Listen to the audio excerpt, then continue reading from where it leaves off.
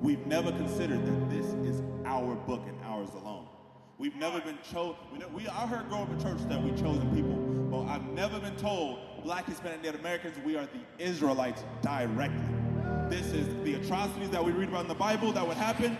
It happened to our ancestors directly. The transatlantic slave trade, the sub-Saharan slave trade, the colonization of the Indies. Switch these signs around. The colonization of the Indies. That is our people. We've never been shown that.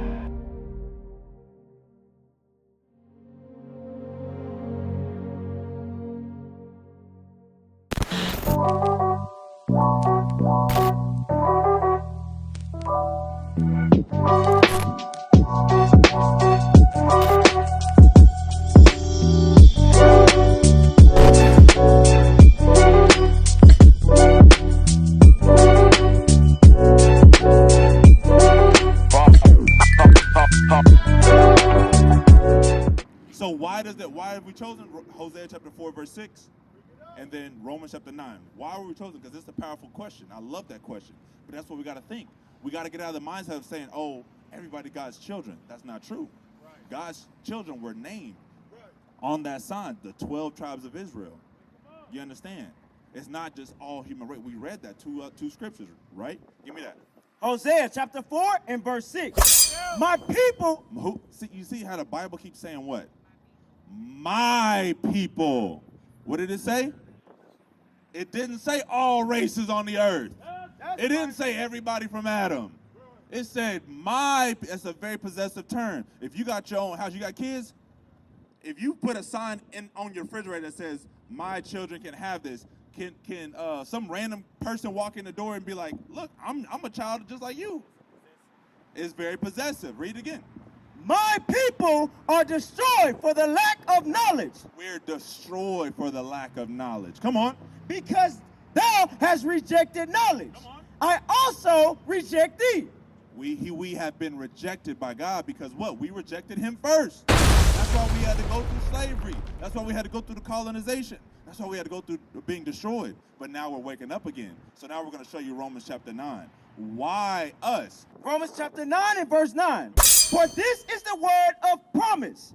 At this time will I come, and Sarah shall have a son. So Sarah, Abraham and Sarah, right? Sarah shall have a son. Excuse me, not Abraham and Sarah. Abraham and Sarah shall have a son. Come on.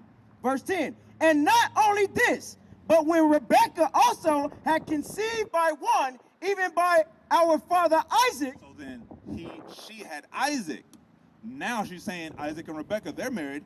Even Rebekah's gonna have some sons, right? Come on.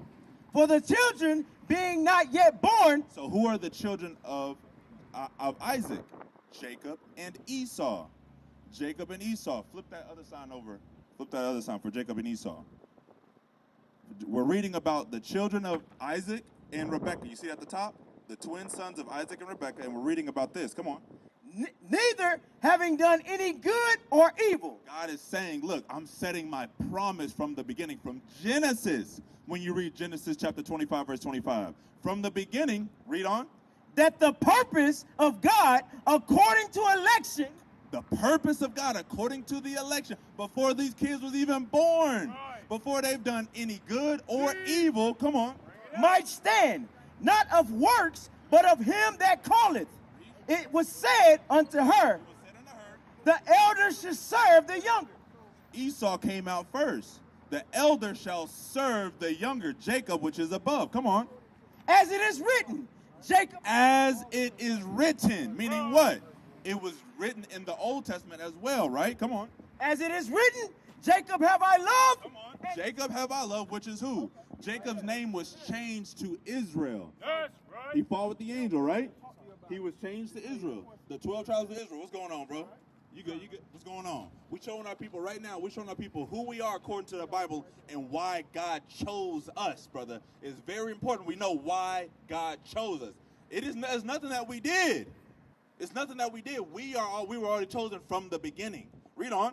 Jacob have I loved, as it is written. Come on. Jacob have I loved. Jacob, meaning the Israelites, the 12 tribes of Israel. Come on.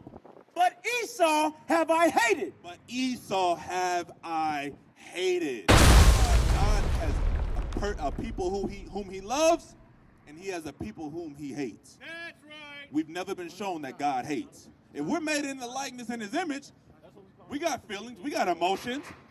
We like, we love, we hurt, we're sad, we're crying. Why doesn't God?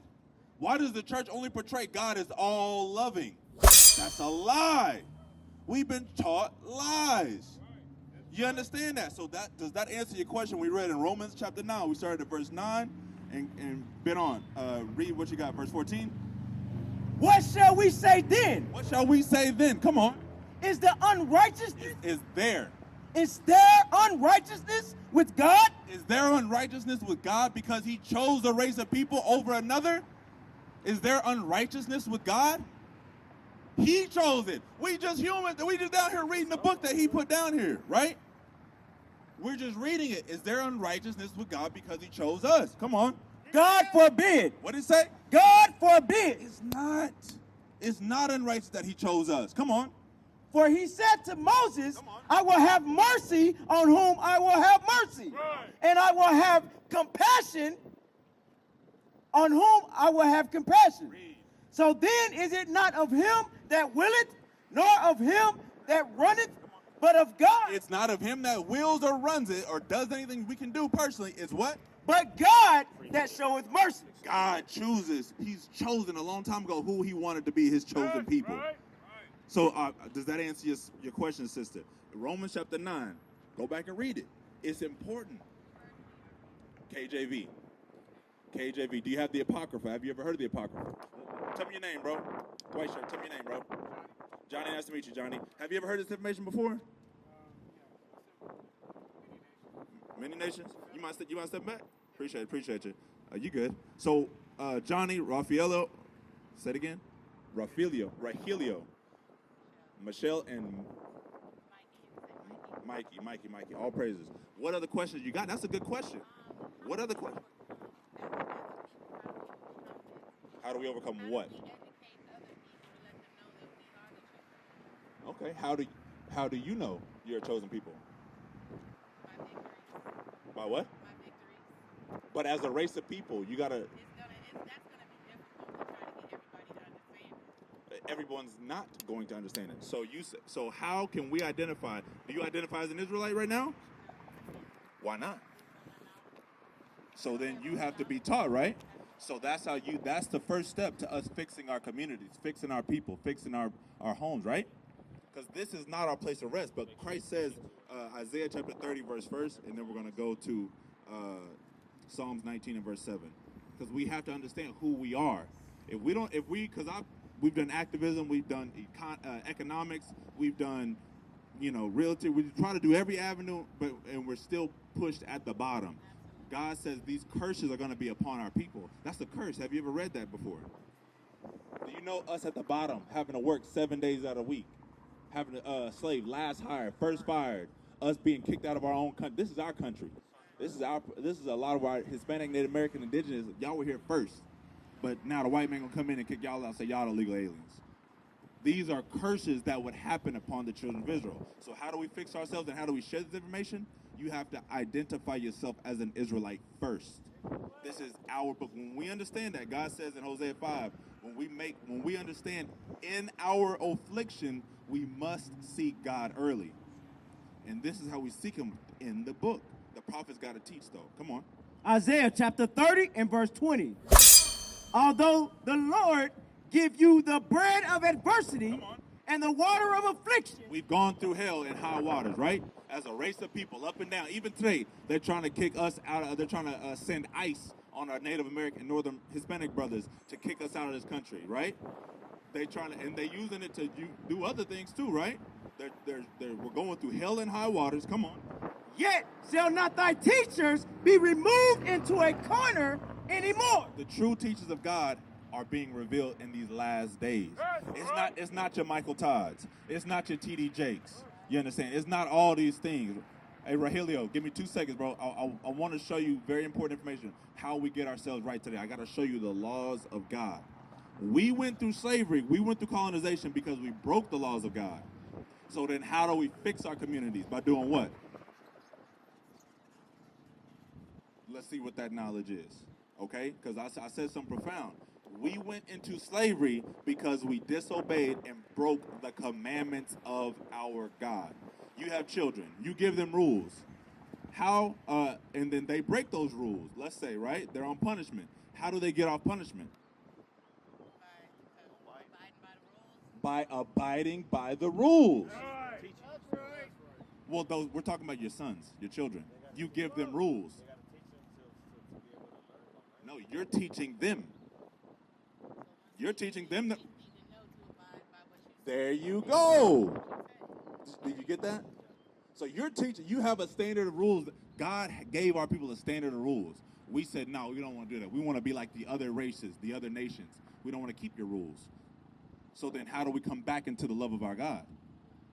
By doing what?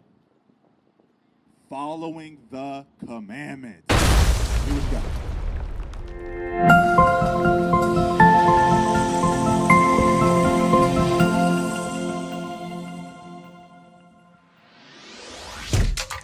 Shalom, Israel. This is Bishop Nathaniel. I want you to know that you can view all our Sabbath classes live on IUIC TV. That's right, I said on IUIC TV.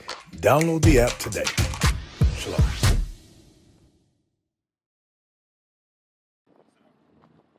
But thine eyes shall see thy teachers. What's going to happen? Thine eyes shall see thy teachers, and thine ears shall hear a word behind thee saying, this is the way. You're going to hear a word saying what? This is the way. Come on.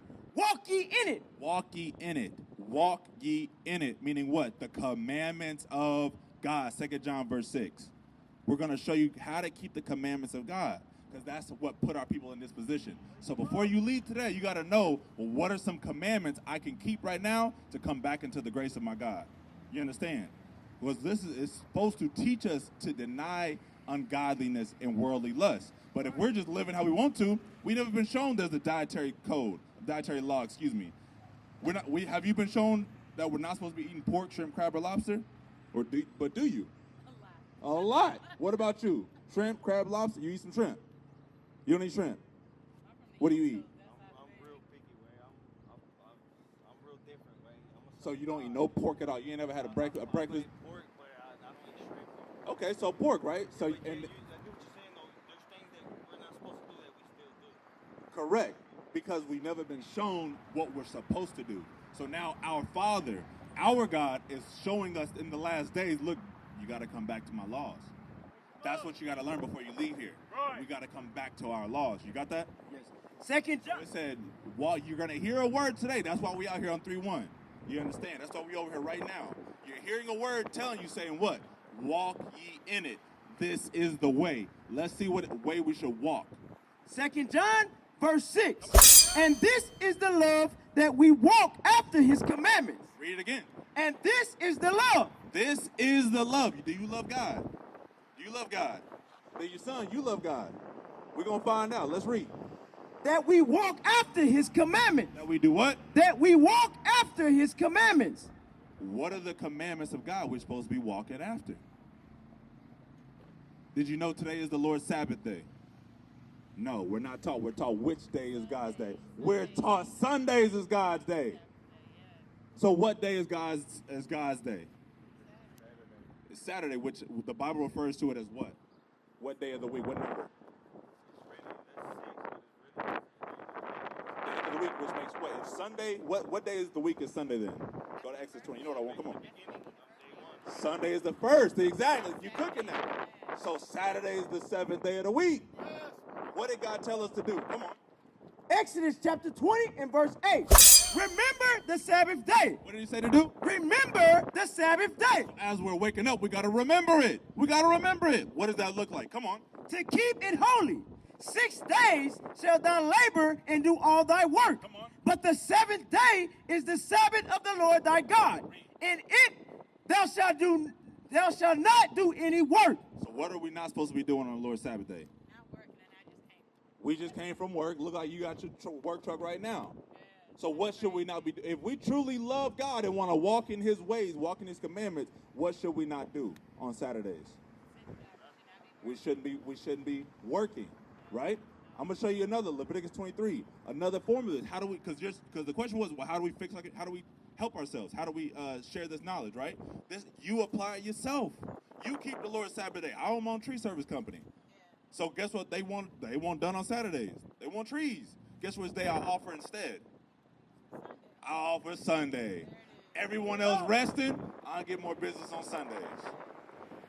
You got me? God's gonna make a way, but we gotta trust him. Like he says, keep my days holy, meaning separate, meaning sanctified. So as we're coming back, how do we fix our communities? We apply God's laws, statutes, and commandments. I'll show you another one. Read that. Leviticus chapter 23 and verse 2. Speak unto the children of Israel and say unto them. So who are the children of Israel today? Who are they today? We are. We are the blacks, so-called blacks, Hispanics, Native Americans. We are God's chosen, the Israelites. That's us. He's talking to this book, talking to us now. It's more possessive now. It's not just a fairy tale about them back then. Right. It's just our book. We have to follow the laws, the dietary code, the dress code, the ceremony days, the simple laws that we've been broken from, that the churches make it seem like, oh, we don't do those no more. Read on. And say unto them. Come on. Say unto you children of Israel today. Read on. Concerning the feast of the Lord, which ye shall proclaim to be a holy convocation, even these are my feasts. 6 days shall work be done. But the 7th day. What's the 7th day called? The Sabbath. Come on. But the 7th day is the Sabbath of rest and holy convocation. A what? And holy convocation. What does it mean? The root word of convocation is to convocate, to gather. What should we be doing on the Lord's Sabbath day then? As black, Hispanic, and Native American people. Resting is one component. What's another component? Bring it out. It just told us. It's a what? And holy convocation. Holy convocation. Nope. Almost though. You're learning the knowledge though. A law on the Sabbath day was supposed to be keeping us coming together like we are right now. That's right. We have a place of learning. We have a school off Gilcrease and Edison. You know where Gilcrease Hills is? It's on that side of town. Come visit every Sabbath day. We're open 12 to 12. Come anytime. Come learn who you are, your history, your heritage, what we're supposed to do, what God requires out of our people today. This is how we fix our communities. This is how we get ourselves right in these last days. This is how we teach by letting our light shine. You see the fringe. You see all these little fringes on the bottom of our clothes, right? You ever see these before? No, because our people were told to wear these forever. But we don't do it no more because we've been disconnected from our heritage. We've been disconnected from our history. You understand? So does that make sense? This is just another component of the Sabbath day. You never learned that. Did you ever hear the dress code? Show the dress. Let's go. It's important. You understand? You got a question. You got to have a question. Yeah. You read Spanish or do you prefer English? Okay. And that's more important. Say it again. It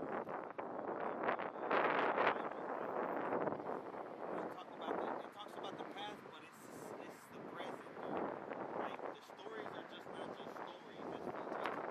Okay. Romans chapter 15 and verse 4. So it's a prophetic book, right? It's a very prophetic book. I'm going to show you why. After that, Deuteronomy 28. I'm going to show you how it speaks about the past, the present, and the future as well. Because right now, we're yet this day in our captivity. We are still slaves. What's your last name, Rogelio? Orbino. What's your last name, sis? Logan. Are those our people's names that we... No! This is a sign, that the Bible calls it a sign to show the children of Israel that we are still slaves yet this day. You understand that? So when we understand that and come back to it, we start to learn our history, our heritage. We got to find comfort in the scriptures in the last days. Read what you got. Romans chapter 15 and verse 4. For whatsoever things were written aforetime. We're in the New Testament. Remember that. We're in Romans. Paul is saying what? For whatsoever things were written aforetime. What was written aforetime? The whole Bible. It was written aforetime. Come on. Were written for our learning, that we, through patience and comfort of the scriptures, might have hope. This is our hope in these last days. This is where we put our faith in it. You understand? The things that talks about Trump trying to start World War III. We see the famine, the disease happening, the pestilence. It's in the Bible. That's right. It's not just, stories back then. This is now. We're reading about the rumors of wars now. We're reading about the destruction, the reawakening of the Israelites, the 12 tribes of Israel. We're reading about it now. You understand? Does that make sense, though? Read what you got, 28:15, and then go to... Deuteronomy chapter 28 and verse 15. This is Moses speaking to our ancestors as he led us through the Red Sea. Let's see if it matters today. But it shall come to pass, if thou wilt not hearken unto the voice of the Lord thy God, to observe, to do all his commandments and his statutes, So it says, if we don't listen and do all the commandments and statutes, come on. which I command you this day, that all these curses shall come upon thee and overtake thee. Did that happen to our people? Did we go through curse? Let's see if it fits us today. Read. Deuteronomy chapter 28 and verse 68. And the Lord shall bring thee into Egypt again with ships. Egypt again with ships. We just left Egypt. But it said, Egypt, we're going to go back into it, meaning what? What condition were the children of Israel at while we were in Egypt? Were we on the top of society? No, we were in slavery. We were a lot like today. Still in slavery today. Spiritual Egypt today.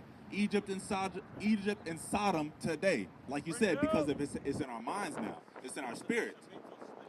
Mental and a spiritual slavery, brother. We're going to show you how that is today with the next verses. We're going to show you what you just said is in the Bible to happen in 2025. Read what you got. By the way whereof I spake unto thee, thou shalt see it no more again. Come on. And there, And where? and there, Where we were dropped off at or taken to via slave ship. Come on. ye shall be sold unto your enemies. What would happen? You shall be sold unto your enemies. Come on. For bondmen Slave men and bondwomen. and what? And no man shall buy you. Who this happened to throughout history? Did that not happen in 1619, 1492? They still selling our people in Libya today. They still selling, some of them Arabs are still selling our people today. This is the real Bible that the churches don't read, that they never showed us the truth with. They've given us another gospel. They've shown us another Christ, that white man of Christ. They showed us all these lies, so we got to tear down the lies today.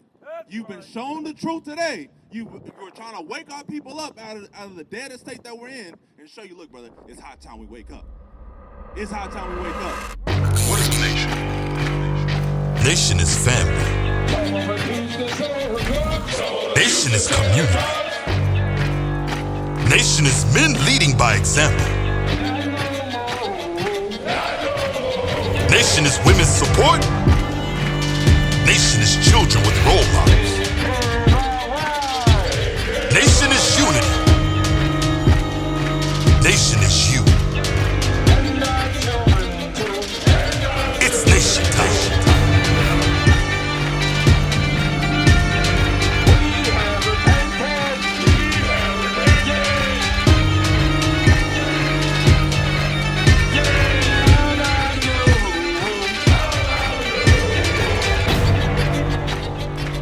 And finally, my brethren, be strong in